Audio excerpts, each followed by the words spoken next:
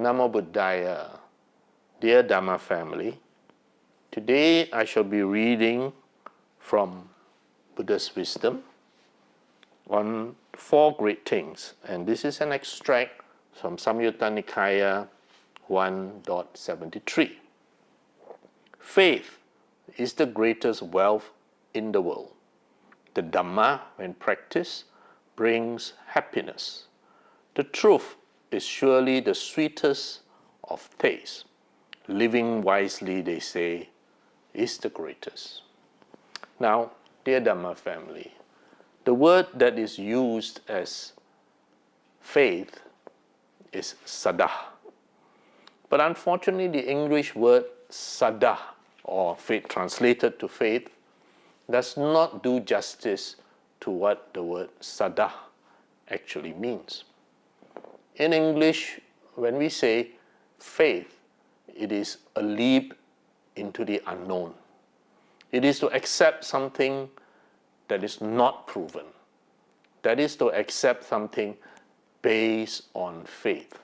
Something which requires that we surrender our intellect and accept it as what is given to us.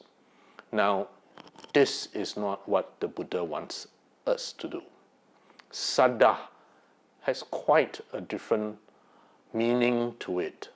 Saddha actually would be more appropriately translated, in my opinion, as confidence. Experiential confidence would be actually the closest to what is wanted of us. There is a sutta in which the Buddha was teaching Sariputta with regards to the eye, the ear, the nose, etc. Is it self? Is it not self? At the end of that discourse, the Buddha asked Sariputta, Sariputta, do you believe in what I just taught you? And Sariputta replied, no, I would only after I have verified it myself.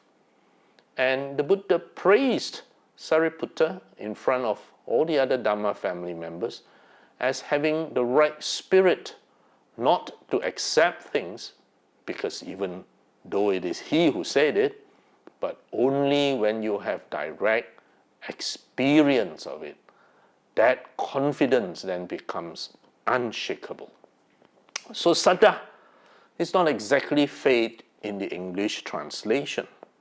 While faith is blind, cheap, hides ignorance, and basically a leap into the unknown, Saddha, what the Buddha wants of us, is experiential confidence of the truth. Now that is expensive because it requires that we work hard, that we try to understand the teachings by discussion, by learning, by reflection, by contemplation, by meditation, by insight into our everyday lives, and with it, telling ourselves, answering that question, that this indeed is true.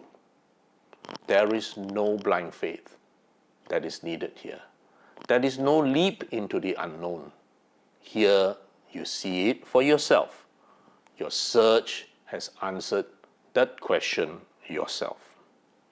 So that confidence in the Buddha Dhamma is the greatest wealth in the world. The Buddha said, with that, you can handle the problems of life, this great question of life and death. And this Dhamma, when you have that experiential confidence in it, the Buddha said, when practice brings happiness. And you can see it among all the Dhamma family members who have this quality of Saddha, who have practiced the Dhamma. They live every day in their lives, despite whatever circumstances, in happiness.